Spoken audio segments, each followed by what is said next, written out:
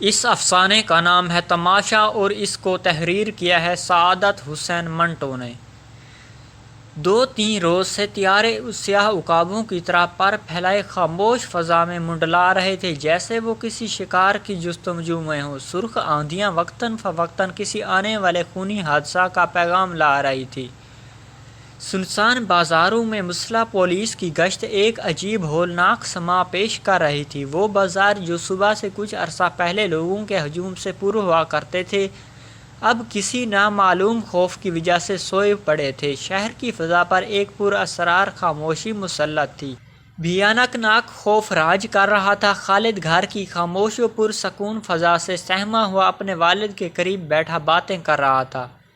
ابا، آپ مجھے سکول کیوں نہیں جانے دیتے؟ بیٹا، آج سکول میں چھٹی ہے۔ ماسٹر صاحب نے تو ہمیں نہیں بتایا ہی۔ وہ تو کل کہہ رہے تھے کہ جو لڑکا آج سکول کا کام ختم کر کے اپنی کاپی نہ دکھائے گا، اسے سخت سزا دی جائے گی۔ وہ اطلاع دینی بھول گئے ہوں گے۔ آپ کے دفتر میں بھی چھٹی ہے؟ ہاں، ہمارا دفتر بھی بند ہے۔ چلو اچھا، آج میں آپ سے کوئی اچھی سی کہانی سنوں گا۔ یہ باتیں ہو رہی تھی کہ 3-4 طیارے چیختے ہوئے ان کے سر پر سے گزر گئے۔ خالد ان کو دیکھ کر بہت خوف زدہ ہوا۔ وہ 3-4 روز سے ان طیاروں کی پرواز کو بغور دیکھ رہا تھا، مگر کسی نتیجے پر نہ پہنچ سکا تھا۔ وہ حیران تھا کہ یہ جہاز سارا دن دھوپ میں کیوں چکر لگاتے رہتے ہیں۔ وہ ان کی روزانہ نقل و حرکت سے تنگ آ کر بولا، ابا جان، مجھے ان جہازوں سے سخت خوف معلوم ہو رہا ہے۔ آپ ان کے چلانے والوں سے کہہ دیں کہ وہ ہمارے گھر پر سے نہ گزرا کریں۔ خوف کہیں نہیں، پاگل ہو تم؟ خالد: ابا یہ جہاز بہت خوفناک ہیں، آپ نہیں جانتے، یہ کسی نہ کسی روز ہمارے گھر پر گولہ پھینک دیں گے۔ کل صبح ماما امی جان سے کہہ رہی تھی کہ ان جہاز والوں کو پاس بہت سے گولے ہیں، اگر انہوں نے اس قسم کی کوئی شرارت کی تو یاد رکھیں میرے پاس بھی ایک بندوق ہے، وہی آپ نے پچھلی عید پر مجھے دلا دی تھی۔ خالد کا باپ اپنے لڑکے کی غیر معمولی جسارت پر ہنسا۔ ماما تو پاگل ہے، میں اس سے دریافت کروں گا کہ وہ گھر میں ایسی باتیں کیوں کرتی ہے۔ اطمینان رکھو، وہ ایسی بات ہرگز نہیں کرے گی۔ اپنے والد سے رخصت ہو کر خالد اپنے کمرے میں چلا گیا اور ہوائی بندوق نکال کر نشانہ لگانے کی مشق کرنے لگا، تاکہ اس روز جب ہوائی جہاز والے گولہ پھینکے تو اس کا نشانہ خطا نہ جائے، وہ پوری طرح انتقام لے سکے۔ کاش انتقام کا یہی ننھا جذبہ ہر شخص میں تقسیم ہو جائے۔ اسی عرصہ میں جبکہ ایک ننھا سا بچہ اپنے انتقام لینے کی فکر میں ڈوبا ہوا طرح طرح کے منصوبے باندھ رہا تھا، گھر کے دوسرے حصے میں خالد کا باپ اپنی بیوی کے پاس بیٹھا ہوا ماما کو ہدایت کر رہا تھا کہ وہ آئندہ گھر میں اس قسم کی کوئی بات نہ کرے جس سے خالد کو دہشت ہو۔ ماما اور بیوی کو اس قسم کی مزید ہدایت دے کر وہ ابھی بڑے دروازے سے باہر جا رہا تھا کہ خالد کے خادم ایک دہشت ناک خبر لایا کہ شہر کے لوگ بادشاہ کے منع کرنے پر بھی شام کے قریب ایک عام جلسہ کرنے والے ہیں، اور یہ توقع کی جاتی ہے کہ کوئی نہ کوئی واقعہ ضرور پیش آ کر رہے گا۔ خالد کا باپ یہ خبر سن کر بہت خوف زدہ ہوا۔ اب اسے یقین ہو گیا کہ فضا کا غیر معمولی سکون، طیاروں کی پرواز، بازاروں میں مسلح فوج کی گشت، لوگوں کے چہروں پر اداسی کا عالم اور خوفناک آندھیوں کی آمد کسی خوفناک حادثے کا پیش خیمہ ہے۔ کسی خوفناک حادثہ کے پیش خیمہ تھے۔ وہ حادثہ کس نوعیت کا ہوگا، یہ خالد کے باپ کی طرح کسی کو بھی معلوم نہ تھا، مگر پھر بھی سارا شہر کسی نامعلوم خوف میں لپٹا ہوا تھا۔ باہر جانے کے خیال کو ملتوی کر کے خالد کا باپ ابھی کپڑے تبدیل کرنے بھی نہ پایا تھا کہ طیاروں کا شور بلند ہوا۔ وہ سہم گیا۔ ایسا معلوم ہوا جیسے سینکڑوں انسان ہم آہنگ آواز میں درد کی شدت سے کراہ رہے ہیں۔ خالد طیاروں کی شور و غل سن کر اپنی ہوائی بندوق سنبھالتا ہوا کمرے سے باہر دوڑا آیا اور انہیں غور سے دیکھنے لگا تاکہ وہ جس وقت گولہ پھینکنے لگے تو وہ اپنی بندوق کی مدد سے انہیں نیچے گرا دے۔ اس وقت 6 سال کے بچے کے چہرے پر آہنی ارادہ و استقلال کے آثار نمایاں تھے، جو کم حقیقت بندوق کا کھلونا ہاتھ میں تھامے ایک جری سپاہی کو شرمندہ کر رہا تھا۔ معلوم ہوتا تھا کہ وہ آج اس چیز کو جو اسے عرصے سے خوفزدہ کر رہی تھی مٹانے پر تلا ہوا ہے۔ خالد کو دیکھتے دیکھتے ایک جہاز سے کچھ چیز گری جو کاغذ کے چھوٹے چھوٹے ٹکڑوں کے مشابہ تھی۔ گرتے ہوئے یہ ٹکڑے ہوا میں پتنگوں کی طرح اڑنے لگے۔ ان میں سے چند خالد کے مکان کی بلئی چھت پر بھی گرے۔ خالد بھاگا ہوا اوپر گیا اور وہ کاغذ اٹھایا۔ ابا جی، ماما سچ مچ جھوٹ بول رہی تھی، جہاز والوں نے تو گولوں کی بجائے یہ کاغذ پھینکے ہیں۔ خالد کے باپ نے وہ کاغذ لے کر پڑھنا شروع کیا تو رنگ زرد ہو گیا۔ ہونے والے حادثے کی تصویر اب اسے عیاں طور پر نظر آنے لگی۔ اس اشتہار میں صاف لکھا تھا کہ بادشاہ کسی جلسہ کرنے کی اجازت نہیں دیتا اور اگر اس مرضی کے خلاف کوئی جلسہ کیا گیا تو نتائج کی ذمہ دار خود رعایا ہوگی۔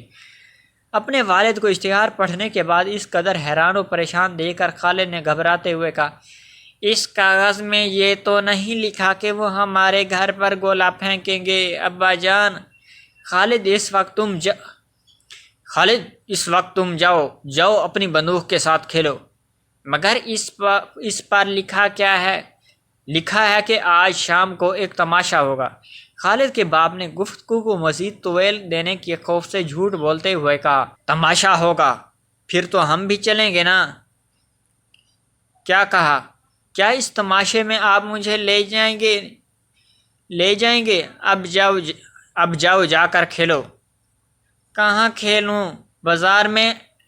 آپ جانے نہیں دیتے؟ مما مجھ سے کھیلتی نہیں، میرا ہم جماعت طفیل بھی تو آج کل یہاں نہیں آتا، اب میں کھیلوں تو کس سے کھیلوں؟ شام کے وقت تماشا دیکھنے تو ضرور چلیں گے نا؟ کس جواب کا انتظار کیے بغیر خالد کمرے سے باہر چلا گیا اور مختلف کمروں میں آوارہ پھرتا ہوا اپنے والد کی نشست گاہ میں پہنچا، جس کی کھڑکیاں بازار کی طرح کھلتی تھی۔ کھڑکی کے قریب بیٹھ کر وہ بازار کی طرف جھانکنے لگا۔ کیا دیکھتا ہے کہ بازار میں دکانیں تو بند ہیں مگر آمد و رفت جاری ہے۔ لوگ جلسے میں شریک ہونے کے لیے جا رہے تھے۔ وہ سخت حیران تھا کہ 2-3 روز سے دکانیں کیوں بند رہتی ہیں۔ اس مسئلے کے حل کے لیے اس نے اپنے ننھے دماغ پر بہتیرا زور دیا مگر کوئی نتیجہ برآمد نہ ہو سکا۔ بہت غور و فکر کرنے کے بعد اس نے یہ سوچا کہ لوگوں نے اس تماشا دیکھنے کی خاطر جس کے اشتہار جہاز بانٹ رہے تھے دکانیں بند کر رکھی ہیں۔ اب اس نے خیال کیا کہ وہ کوئی نہایت ہی دلچسپ تماشا ہوگا جس کے لیے تمام بازار بند ہیں۔ اس خیال نے خالد کو سخت بے چین کر دیا۔ وہ اس وقت کا نہایت بے قراری سے انتظار کرنے لگا جب اس کا ابا اسے تماشا دکھلانے کے لیے کو لے چلے۔ وقت گزرتا گیا، وہ خونی گھڑی قریب تر آتی گئی۔ سپہر کا وقت تھا۔ خالد، اس کا باپ اور والدہ صحن میں خاموش بیٹھے ایک دوسرے کی طرف خاموش نگاہوں سے تک رہے تھے۔ ہوا سسکیاں بھرتی ہوئی چل رہی تھی۔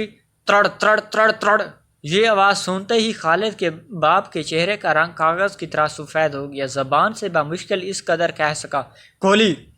خالد کی ماں فطرِ خوف سے ایک لفظ بھی منہ سے نہ نکال سکی۔ گولی کا نام سنتے ہی ایسا معلوم ہوا جیسے خود اس کی چھاتی سے گولی اتر رہی ہے۔ خالد اس آواز کو سنتے ہی اپنے والد کی انگلی پکڑ کر کہنے لگا، ابا جی چلیں، تماشا تو شروع ہو گیا ہے۔ کون سا تماشا؟ خالد کے باپ نے اپنے خوف کو چھپاتے ہوئے کہا، وہی تماشا جس کے اشتہار آج صبح بانٹ رہے تھے۔ کھیل شروع ہو گیا ہے، تبھی تو اتنے پٹاخوں کی آواز سنائی دے رہی ہے۔ ابا جی، ابھی بہت وقت باقی ہے، تم شور مت کرو، خدا کے لیے اب جاؤ، ماما کے پاس جا کر کھیلو۔ خالد یہ سنتے ہی باورچی خانے کی طرف گیا مگر وہاں ماما کو نہ پا کر اپنے والد کی نشست گاہ میں چلا گیا اور کھڑکی سے بازار کی طرف دیکھنے لگا۔ بازار آمد و رفت بند ہو جانے کی وجہ سے سائیں سائیں کر رہا تھا۔ دور فاصلے سے کتوں کی دردناک چیخیں سنائی دے رہی تھی۔ چند لمحات کے بعد ان چیخوں میں انسان کی دردناک آواز بھی شامل ہو گئی۔ خالد کسی کو کراہتے سن کر بہت حیران ہوا۔ ابھی وہ اس آواز کی جستجو کے لیے کوشش ہی کر رہا تھا کہ چوک میں اسے ایک لڑکا دکھائی دیا جو چیختا چلاتا بھاگتا چلا آ رہا تھا۔ خالد کے گھر کے عین مقابل وہ لڑکا لڑکھڑا کر گرا اور گرتے ہی بے ہوش ہو گیا۔ اس کی پنڈلی پر ایک گہرا زخم تھا جس سے فواروں خون نکل رہا تھا۔ یہ سما دیکھ کر خالد بہت خوفزدہ ہو گیا۔ بھاگ کر اپنے والد کے پاس آیا اور کہنے لگا، ابا جان، بازار میں ایک لڑکا گرا پڑا ہے، اس کی ٹانگ سے بہت خون نکل رہا ہے۔ یہ سنتے ہی خالد کا باپ کھڑکی کی طرف گیا اور دیکھا کہ واقعہ ایک نوجوان لڑکا بازار میں اوندھے منہ پڑا ہے۔ بادشاہ کے خوف سے اسے جرأت نہ ہوئی، وہ اس لڑکے کو سڑک پر سے اٹھا کر سامنے والی دکان کے پٹڑے پر لٹا دے۔ بے ساز و بزرگ افراد کو اٹھانے کے لیے حکومت کے ارباب حل و قد نے آہنی گاڑیاں مہیا کر رہی تھی، مگر اس معصوم بچے کی نعش جو انہی کے تیغ و ستم کا شکار تھی، وہ ننھا پودا جو انہی کے ہاتھوں مسلا گیا تھا، وہ کونپل جو کھلنے سے پہلے انہی کی عطا کردہ باد سموم سے جھلس گئی تھی، کسی کے دل کی راحت جو انہی کے جور و استبداد نے چھین لی تھی، اب انہی کی تیار کردہ سڑک پر بہت بھیانک ہے پڑا تھا، مگر ظلم اس سے کہیں زیادہ خوفناک اور بھیانک ہے۔ ابا، اس لڑکے کو کس نے پیٹا ہے؟ خالد کا باپ استباد میں سر ہلاتا ہوا کمرے سے باہر چلا گیا۔ جب خالد اکیلا کمرے میں رہ گیا تو سوچنے لگا کہ اس لڑکے کو اتنے بڑے زخم سے کتنی تکلیف ہوتی ہوگی، جبکہ ایک دفعہ اسے قلم تراش کی نوک چبھنے سے تمام رات نیند نہ آئی تھی، اور اس کا باپ اور ماں تمام رات اس کے سرہانے بیٹھے رہے تھے۔ اس خیال کے آتے ہی اسے ایسا معلوم ہونے لگا کہ وہ زخم خود اس کی پنڈلی میں ہے اور اس میں شدت کا درد ہے۔ یک لخت وہ رونے لگا۔ اس کے رونے کی آواز سن کر اس کی والدہ دوڑی ہوئی آئی اور اسے گود میں لے کر پوچھنے لگی، میرے بچے رو کیوں رہے ہو؟ امی، اس کی لڑکے کو کس نے مارا ہے؟ شرارت کی ہوگی اس نے۔